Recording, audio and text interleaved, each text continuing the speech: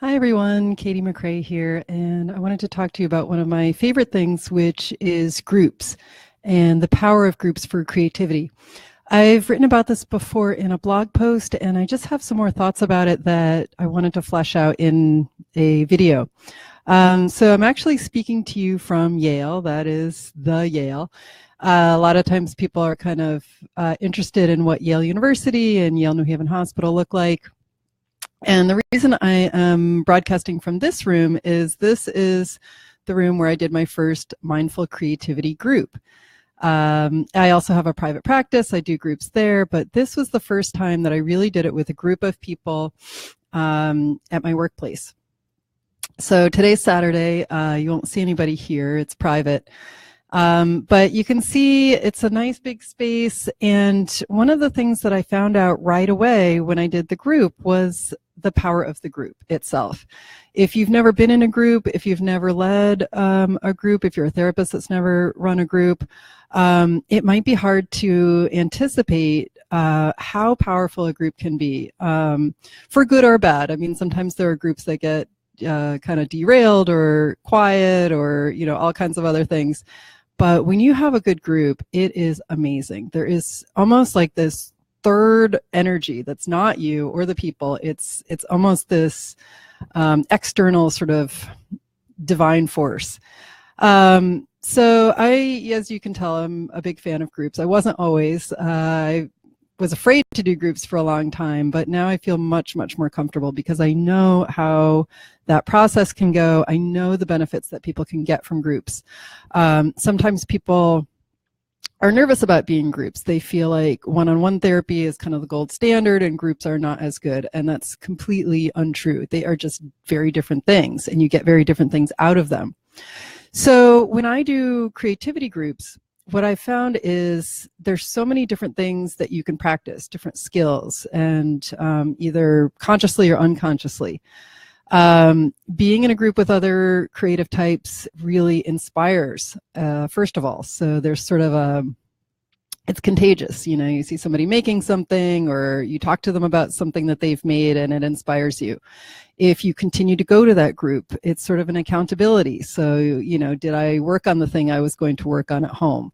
Or, am I going to see the people at group that I want to see?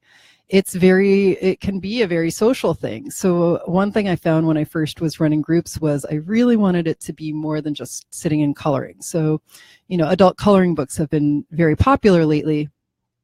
And actually, just in the past few weeks, I've had some groups where, I just realized sometimes it's okay to just sit and color. Like for some groups, it's really just about seeing the other people in the group. It's more of a social thing. That being said, I really usually want to have the therapeutic angle. So if we're coloring, I definitely encourage and plan very carefully to have that therapeutic angle and have people practicing CBT and DBT skills while they're doing it. Some of the skills that we'll practice, for example, as you can see by the name of the group, Mindful Creativity Studio is this page and Mindful Creativity is the group. We practice mindfulness all the time, every time. And we talk about what is mindfulness? How does it relate to creating art?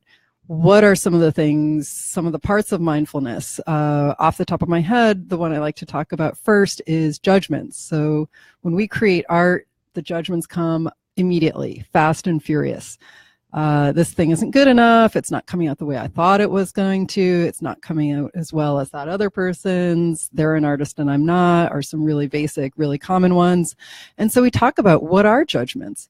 And what are not just the negative judgments, but the positive judgments. So people go around the circle and we often share what we've made. And a lot of times, there's like, oh, that's so pretty, or I like that, or I like the colors. And it can make people feel a certain way. Sometimes people then start to create things in the hopes of impressing other people or making things pretty because they want to please other people. And so then we talk about that. What are some of the positive judgments instead of the observations or the descriptions of what people have made? And we also try to focus more on it's expressive. So this is not art therapy in terms of interpreting what people have made or diagnosing what people have made. It's really a raw form of being able to express yourself. So really good for people who don't usually like to express themselves verbally, that maybe feel nervous about talking.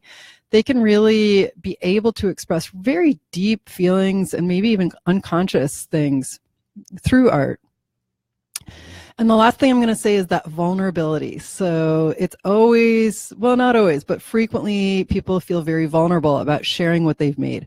Something inside them is coming out and being seen.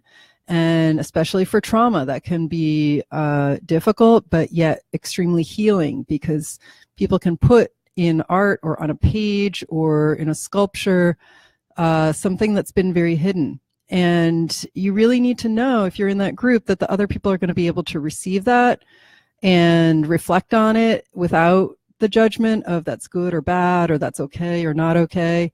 So when you have that space, it really helps so much to be able to get some of that icky or shameful stuff out of you and to have it be seen and accepted by other people, which ultimately helps you accept either the experience or yourself. So these are just some of the thoughts I've had about groups lately. I am running a group now in New Haven, Connecticut. So if people are interested in getting more information on that, absolutely let me know. And it's for anybody. It's not necessarily for people who have some diagnosis. It can be for other clinicians. It can be, you can refer people to the group or yourself to the group. If you are interested, probably the best way to get in touch with me is you can email me or just hop on over to the Mindful Creativity group if you're not already in it. So it's a free Facebook group. We talk about creativity. We post different things. And I'll be posting more information in there about the groups. So I really hope that you join me there. And I'll be posting more, like I said, about the groups and just day-to-day inspiration. So I'll see you there.